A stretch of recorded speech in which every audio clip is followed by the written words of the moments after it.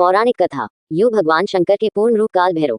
एक बार सुमेरु पर्वत पर बैठे हुए ब्रह्मा जी के पास जाकर देवताओं ने उनसे अविनाशी तत्व बताने का अनुरोध किया। शिव जी की माया से मोहित ब्रह्मा जी उस तत्व को न जानते हुए भी इस प्रकार कहने लगे, मैं ही इस संसार को उत्पन्न करने वाला स्वयंभू अजन्मा एकमात्र ईश्वर अनादि भक्ति ब्रह्म घोर निरंजन आत्मा हूँ। मैं ही प्रवृत्ति और निवृत्ति का मूलाधार सर्वलीन पूर्ण ब्रह्म हूँ। ब्रह्मा जी ऐसा कि पर मुनि मंडली में विद्यमान विष्णु जी ने उन्हें समझाते हुए कहा कि मेरी आज्ञा से तो तुम सृष्टि के रचयिता बने हो, मेरा अनादर करके तुम अपने प्रभुत्व की बात कैसे कर रहे हो। इस प्रकार ब्रह्मा और विष्णु अपना अपना प्रभुत्व स्थापित करने लगे और अपने पक्ष के समर्थन में शास्त्र वाक्य उद्धृत करने लगे। अंततः वेदों से पूछने का निर्णय हुआ तो स्वरूप धारण करके आए चारों वेदों ने क्रमशः अपना मत 6 इस प्रकार प्रकट किया। ऋग्वेद जिसके भीतर समस्त भूत निहित हैं तथा जिससे सब कुछ प्रवत होता है और जिसे परमात्मा कहा जाता है, वह एक रुद्र रूपी है। यजुर्वेद जिसके द्वारा हम वेद भी प्रमाणित होते हैं तथा जो ईश्वर के संपूर्ण यज्ञों तथा योगों से भजन किया जाता है, सबका दृष्टा वह एक शिव ही है। सामवेद जो समस्त संसारी जनों को भरमाता है, जिसे योगी जन ढूंढते हैं और जिसकी भांति से सारा संसार प्रकाशित होता है, वे एक त्रयंबक शिव जी ही हैं।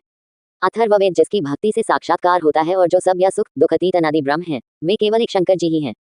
विष्णु ने वेदों के इस कथन को प्रताप बताते हुए नित्य शिवा से रमण करने वाले दिगंबर पीतवर्ण धूलि दूसरित प्रेमनाथ कुवेटाधारी सर्वावेष्टित वृपनवाही निसंग शिव जी को पर ब्रह्म मानने से इनकार कर दिया। ब्रह्मा विष्णु विवाद को सुनकर ओंकार ने शिव जी की ज्योति नित्य और सनातन पर ब्रह्म बताया, परंतु फिर भी शिव माया से मोहित ब्रह्मा विष्णु की बुद्धि नहीं बदली।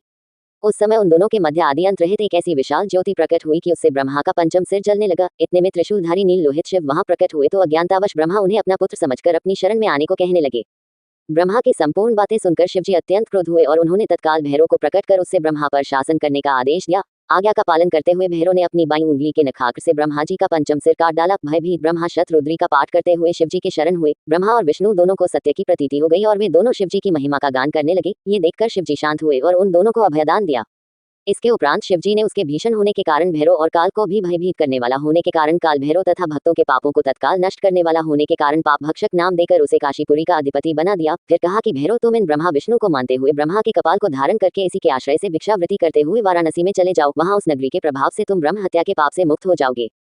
शिव जी की आज्ञा से भैरव जी हाथ में कपाल लेकर ज्यों ही काशी की ओर चले, ब्रह्म हत्या उनके पीछे पीछे हो चली। विष्णु जी ने उनकी स्तुति करते हुए उनसे अपने को उनकी माया से मोहित न होने का वरदान मांगा। विष्णु जी ने ब्रह्म हत्या के भैरव जी के पीछा करने की माया पूछना चाहिए तो ब्रह्म हत्या ने बताया कि वह तो अपने आप को पवित्र और मुक्त होने के लिए भैरव का अनुसरण कर रही है। भैरव जी ज्यों ही काशी पहुंचे त्यों ही उनके हाथ से चिमटा और कपाल छूटकर पृथ्वी पर गिर गया और तब से उस स्थान का नाम कपाल मोचन तीर्थ पड़ गया। इस तीर्थ में जाकर सविधि पिंडदान और देव पितृ तर्पण करने से मनुष्य ब्रह्म हत्या के पाप से निवृत्त हो जाता है।